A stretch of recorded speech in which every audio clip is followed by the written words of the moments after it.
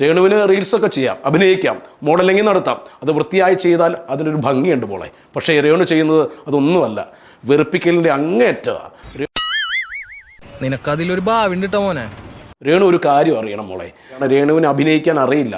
Hello, അങ്ങനെ കൊച്ചാക്കല്ലേ? അതൊക്കെ ഞങ്ങൾക്ക് അറിയാട്ടാ. ചേട്ടനൊന്ന് വന്ന് കാണ്, ഞങ്ങളുടെ മുഖത്ത് വരുന്ന ഓരോരോ സാധനങ്ങള്.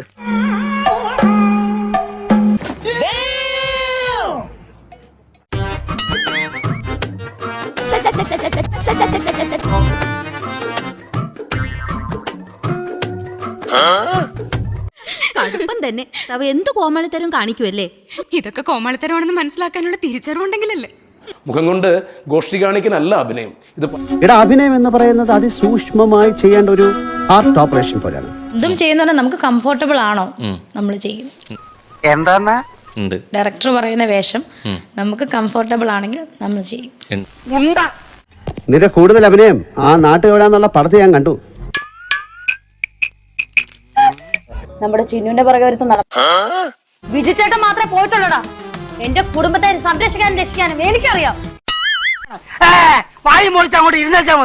തന്നെ കൊണ്ടൊന്നും കൂട്ടിയേ കൂടില്ല. ഇപ്പൊ സിനിമയിലോട്ട് വന്നു കഴിഞ്ഞാൽ ഇന്ന ആളുടെ ഒപ്പം അഭിനയിക്കണം, അല്ലാന്നുണ്ടെങ്കിൽ ഡയറക്ടറായിട്ട് ഇന്ന ആളുടെ സാറിന്റെ വർക്ക് ചെയ്യണം, അങ്ങനെ ആഗ്രഹിക്കുന്നുണ്ടെങ്കിൽ ശരിക്കും ആരായിരിക്കും അങ്ങനെ ഡയറക്ടറാണോ? കേട്ടോ, ലാൽ ജോസ് സാറ്. അയ്യോ, ലാൽ ജോസ് സാറ്. ലാൽ ജോസ് സാറാണ് ഭയങ്കര ആഗ്രഹമുണ്ട്. ഒരു കയറുണ്ടായിരുന്നെങ്കിൽ ഞാൻ ഇപ്പൊ തന്നെ കെട്ടുന്ന ചത്തേനെ. ഉണ്ട്, ഭയങ്കര ആഗ്രഹമുണ്ട്.